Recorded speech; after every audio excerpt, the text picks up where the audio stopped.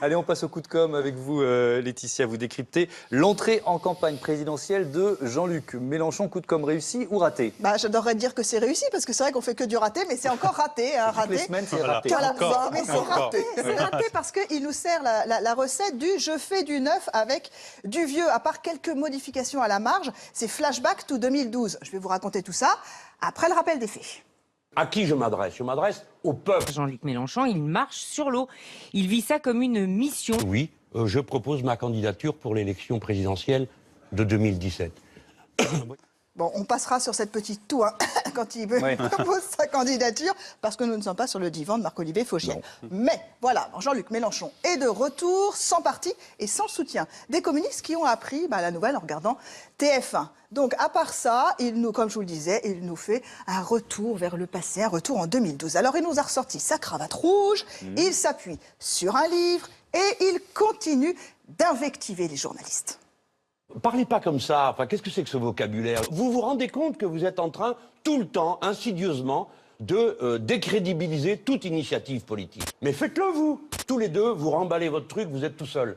On commence à en avoir l'habitude, hein, mais dans le détail, il a quand même effectué un petit ripollinage, d'abord avec un nouveau slogan.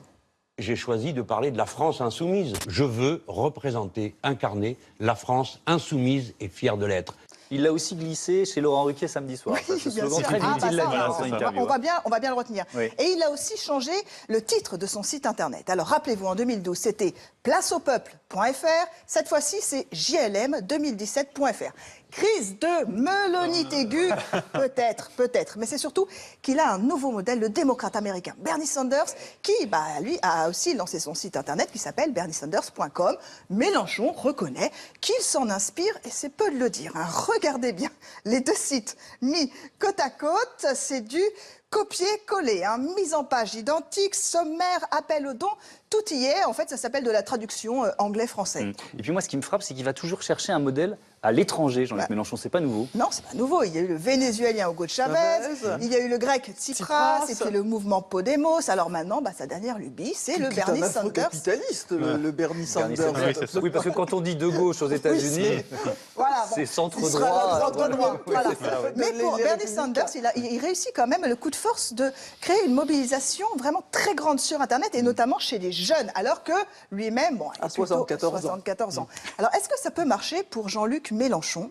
Réponse avec Albéric Guigou. Jean-Luc Mélenchon s'inspire très clairement des apparats de la campagne de Bernie Sanders. Mais ce qu'il faut bien voir, c'est que Bernie Sanders, avant d'avoir des outils digitaux, il a des idées, il a un message qui touche un public cible, les jeunes en particulier. Ce n'est pas une plateforme magique qui permet de lever des millions et qu'il suffirait de copier pour lever à son tour beaucoup d'argent et beaucoup d'enthousiasme.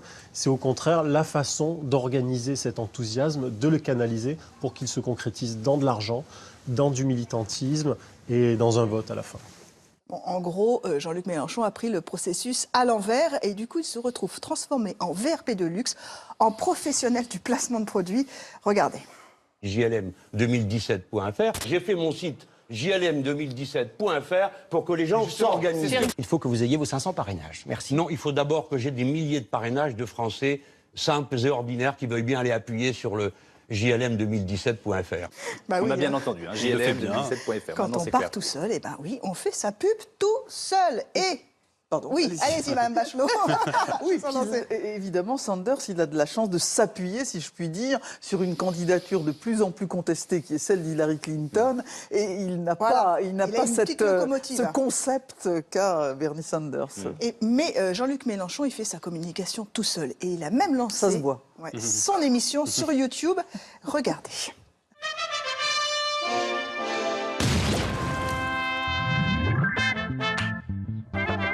Bonjour, vous allez assister au premier épisode d'une émission sur la chaîne YouTube, présentée sur ma page Facebook, sur mon blog et mon site. bon, Le générique était Ça fait pas envie. Hein. Le générique était bien, on va dire ça comme ça. C'est un métier, animateur télé. Ça s'appelle pas vu à la télé, mais là, en l'occurrence, la première, Ça se c'était comprend. avec l'ancienne présidente du Parlement grec qu'on avait déjà vu à la télé, sur iTélé notamment. Oui. Puis la seconde, c'est avec Jean-Luc Romero, qu'on connaît aussi. Mais Oui. bon, passons, vous avez compris, Mélenchon prend le pari de faire sa communication au-delà des médias traditionnels, même si, parenthèse dans la parenthèse, c'est quand même sur TF1 qu'il déclare sa candidature. Hein, Eh pour oui. ça. Voilà. Mais pour Philippe Moreau-Chevrolet, là encore, il prend le problème à l'envers. En France, il n'y a qu'une seule façon de communiquer avec les gens, c'est via les médias. Pourquoi ? Parce qu'on a enlevé la publicité à la télé, on a enlevé la publicité à la radio, il n'y a plus de 4x3, il n'y a plus d'affiches en fait. Donc la seule façon dont les politiques peuvent communiquer avec les Français, c'est soit via les médias, ça c'est la grosse majorité, c'est écrasant, et puis les réseaux sociaux. Mais les réseaux sociaux, ça n'a rien de neuf. Avoir une chaîne sur YouTube, ça n'a rien de neuf. Jean-Luc Mélenchon, il faut qu'il fasse quelque chose qui est révolutionnaire pour lui déjà. C'est-à-dire essayer de tomber la cravate, sortir de ces vieux costumes de vieux politiciens qui rappellent qu'il a été socialiste, qui rappellent qu'il a été proche du pouvoir, essayer de se reconstruire une virginité sur le terrain. Donc, vous l'avez compris, il y a un gros travail d'image à faire, hein, mais Jean-Luc Mélenchon n'a plus de conseiller en communication. Celui qui s'occupait de lui en 2012 avec un certain succès, hein, Oui, il a eu un c'est vrai, il avait réussi à imprimer la marque Mélenchon. Arnaud Champremier-Trigano a migré chez les Verts, donc il y a une place à prendre. Voilà, et Jean-Luc Mélenchon, toujours chez Laurent Wauquiez, disait c'est pas les têtes nouvelles qui importent, ce sont les idées nouvelles. Ouais. La critique de son âge et du fait qu'il fait de la politique depuis plus de 40 ans. Allez, vous avez